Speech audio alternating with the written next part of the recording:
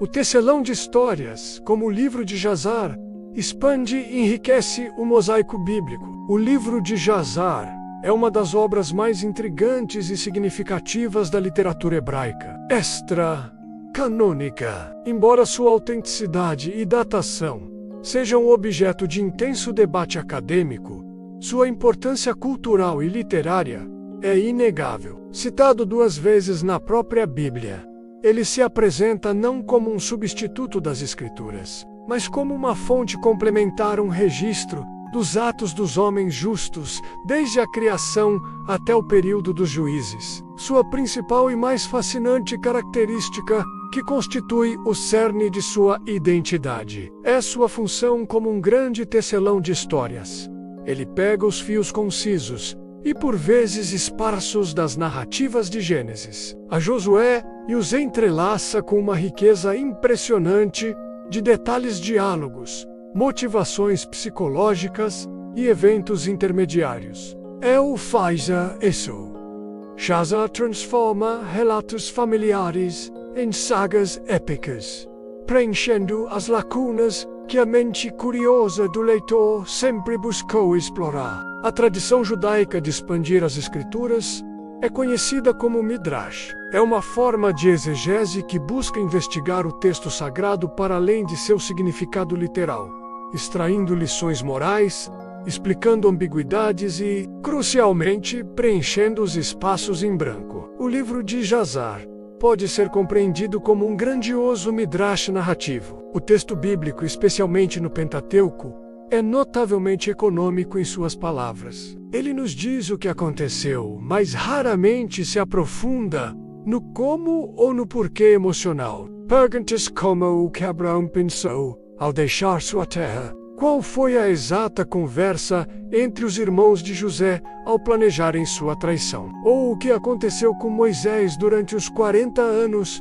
entre sua fuga do Egito e seu chamado na sarça ardente? São deixadas em aberto. É precisamente nesse vácuo narrativo que o livro de Jazar floresce, oferecendo respostas que, embora não canônicas, fornecem uma profundidade dramática e humana que ressoa poderosamente com o leitor. O caso de Abraão, de patriarca a revolucionário, um dos exemplos mais notáveis dessa expansão, é a história da juventude de Abraão. No livro de Gênesis, Abraão entra em cena, já como um homem adulto, quando Deus o chama para deixar sua terra natal, dos caldeus. Sabemos pouco sobre sua vida anterior, exceto o nome de seu pai, Terá. Jazar, no entanto, dedica vários capítulos a este período, construindo uma narrativa de origem poderosa para o primeiro patriarca. Segundo Jazar, o nascimento de Abrão foi precedido por um presságio astrológico, visto pelos sábios do rei Nimrod, o tirânico governante da Babilônia. Uma estrela teria surgido e engolido outras 4, um sinal de que um menino nasceria para desafiar o poder estabelecido e as crenças pagãs do reino. Apavorado, Nimrod ordena a matança de todos os meninos recém-nascidos. Para salvar seu filho, Terá esconde Abrão em uma caverna, onde ele passa os primeiros anos de sua vida. É na solidão da caverna que Abrão, observando o ciclo do sol, da lua e das estrelas, chega, por meio da pura razão, à conclusão de que deve haver um único Criador que governa todo o universo, rejeitando a idolatria que o cercava. Mais tarde, já jovem, ele retorna para a casa de seu pai, um proeminente fabricante e vendedor de ídolos. A cena mais icônica descrita em Jazar é o momento em que Abrão, deixado sozinho na loja, pega um machado e destrói todas as estátuas, exceto a maior. Em sua mão, ele coloca o machado. Quando seu pai retorna e pergunta o que aconteceu, Abrão responde sarcasticamente que os ídolos brigaram entre si e o maior destruiu os menores. Terá, furioso, diz que isso é impossível, pois são apenas madeira e pedra. Com isso, Abrão o confronta. Então por que você os adora? Essa confrontação leva Abrão a ser julgado por Nimrod, recusando-se a adorar o rei ou seus deuses.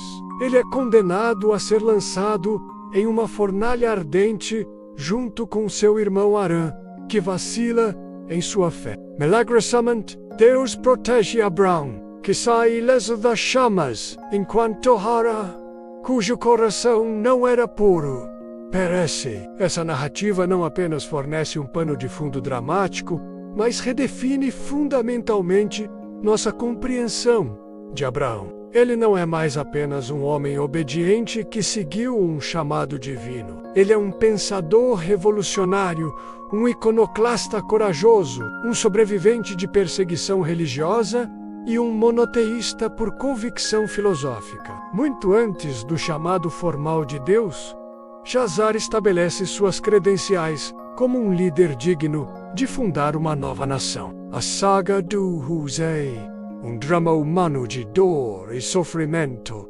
A história de Hosea, em Gênesis, já é uma das narrativas mais completas e emocionantes da Bíblia. No entanto, Jazar a eleva a um novo patamar de intensidade emocional. O livro expande os diálogos e mergulha profundamente no estado psicológico dos personagens. A inveja dos irmãos não é um simples ciúme.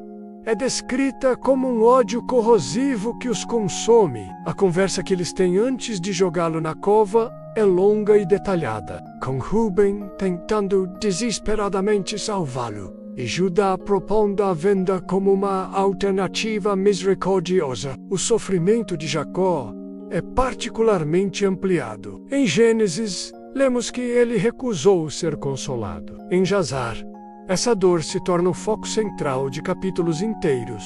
O livro descreve como Jacó chora incessantemente, veste-se de saco por anos a fio e é consumido por um luto que quase o leva à loucura. Essa descrição detalhada torna a eventual revelação de que José está vivo e o subsequente reencontro ainda mais catárticos e poderosos. A jornada de José para o Egito também é mais complexa. Em vez de ser vendido uma única vez, Jazar narra que ele foi vendido múltiplas vezes em uma cadeia de comerciantes dos ismaelitas para os midianitas, e destes para Potifar. Cada transação aprofunda sua humilhação e desespero, tornando sua ascensão final ainda mais milagrosa. A interação com a esposa de Potifar, a quem Jazar dá o nome de Zuleika, é transformada de um breve incidente em uma campanha de sedução prolongada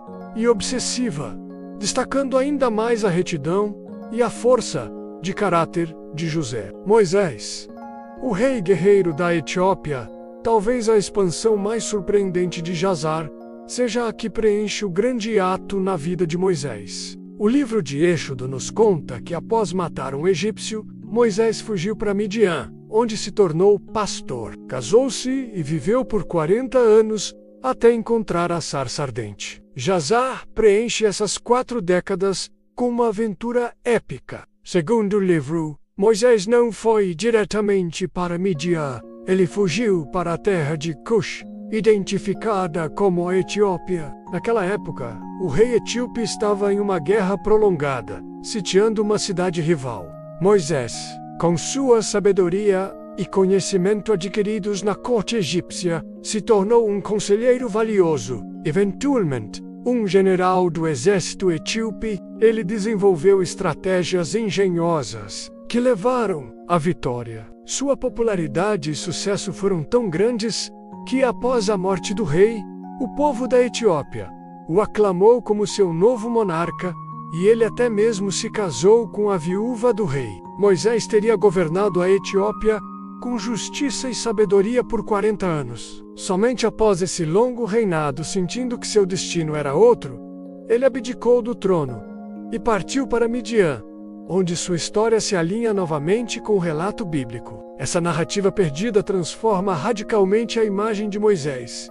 Ele não é mais um simples pastor chamado do deserto. Ele é um líder experiente, um comandante militar testado em batalha e um governante com décadas de prática administrativa. Essa experiência prévia torna sua capacidade de liderar mais de 1 milhão de israelitas para fora do Egito e através do deserto muito mais plausível. Jazar oferece um currículo para Moisés que justifica a imensa tarefa que Deus lhe confiaria. Conclusão: mais do que um livro, uma experiência imersiva, o livro de Jazar, através de sua expansão meticulosa e imaginativa, serve como uma ponte literária entre a concisão sagrada da Bíblia e a necessidade humana por narrativa completa. Ele não contradiz o texto canônico, mas o adorna, dando cor, som e emoção às suas figuras monumentais. Ao detalhar as lutas de Abraão contra a idolatria,